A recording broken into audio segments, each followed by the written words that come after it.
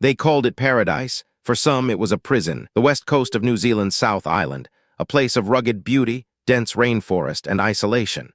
It's here, nestled against the Southern Alps, that you find Gloriavale, a closed Christian community that has for decades operated under a veil of extreme secrecy. To the outside world, it's a curiosity, perhaps an anachronism. To those within, it's the only way of life, dictated by rules so strict they govern every breath. Its origin story begins not in New Zealand, but in the fiery preaching of Neville Cooper, also known as Hopeful Christian. A charismatic yet deeply controversial figure, Cooper established a community built on a literal interpretation of the Bible, rejecting modern society and embracing a communal, isolated existence. His teachings would shape generations, creating a world entirely separate from the one just beyond their fences. This wasn't just a church, it was an entire society. Members wore distinctive uniforms, women in long dresses and head coverings, men in collared shirts, a visual symbol of their separation from the world. Property was held communally, decisions made by a small group of male leaders, and personal freedoms, as we understand them, were virtually non-existent. But what happens when devotion turns to dogma and isolation breeds abuse? Children born into Gloriavale knew no other life. From the moment they could understand, they were taught that the outside world was evil, a place of sin and temptation. Education focused on religious doctrine and practical skills for community survival, not critical thinking or diverse perspectives. This systematic indoctrination created an almost impenetrable psychological wall, far stronger than any physical fence. The community thrived, at least outwardly.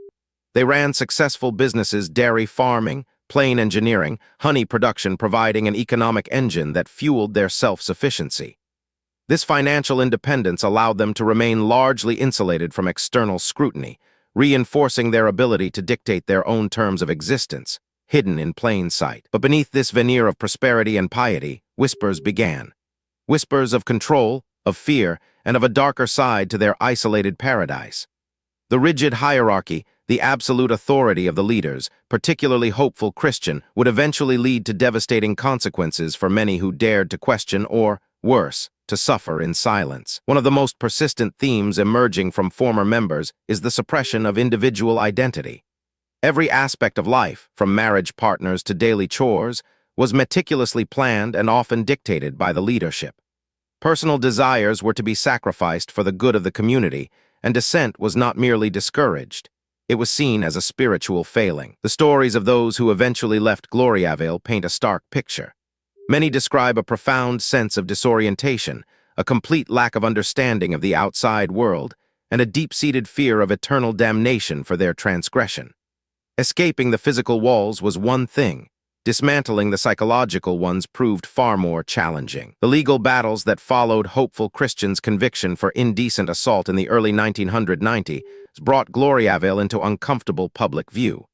Despite the conviction, the community largely stood by its leader, creating a deep rift between those who believed the allegations and those who saw it as an attack on their faith. This was a critical turning point, exposing the insular nature of their justice. The conviction, however, did little to fundamentally alter the community's operations or its power structure. Hopeful Christian continued to exert significant influence, even from prison, and his chosen successors maintained the rigid control he had established.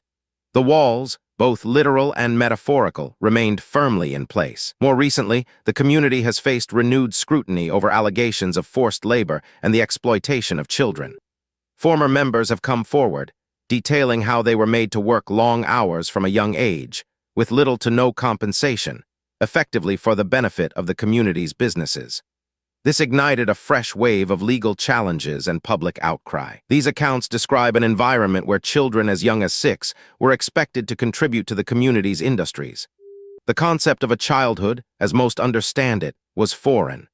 Instead, it was a period of training, preparation for a life of service and obedience within the confines of Gloriavale. The leaders of Gloriavale have consistently denied these accusations, maintaining that all work is voluntary and part of their communal way of life, guided by their religious beliefs.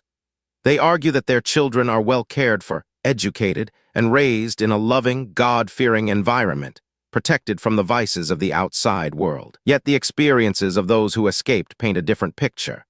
They speak of a constant pressure to conform, a fear of spiritual and social ostracization, and a system designed to make leaving seem impossible.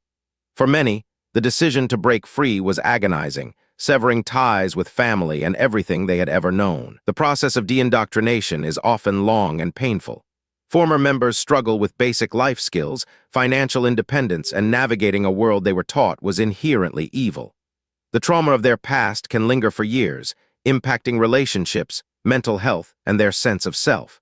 It's a journey into the unknown, fraught with challenges. The question remains, how can a community like Gloriavale continue to operate with such autonomy in a modern, democratic nation? Part of the answer lies in New Zealand's commitment to religious freedom, which grants significant protection to communities practicing their faith. But this freedom has a boundary, especially when it infringes on human rights. The ongoing legal battles, particularly those regarding child labor and abuse, are forcing a reckoning. Courts are now grappling with the complex interplay between religious freedom, parental rights, and the fundamental rights of children. The outcome of these cases will undoubtedly set precedents for similar communities worldwide. For the members still inside Gloriavale, life continues under the same strictures. The outside world remains a distant, often demonized concept.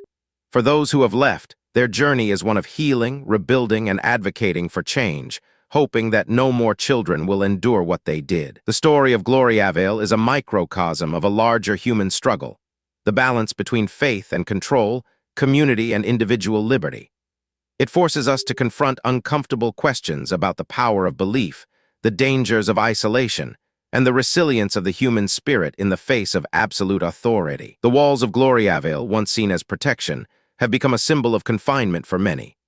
As the world outside continues to press for transparency and accountability, the future of this isolated community hangs in the balance. Will it adapt, or will its long-held secrets finally unravel? Next, we'll explore the chilling history of Jonestown and the Kool-Aid cult.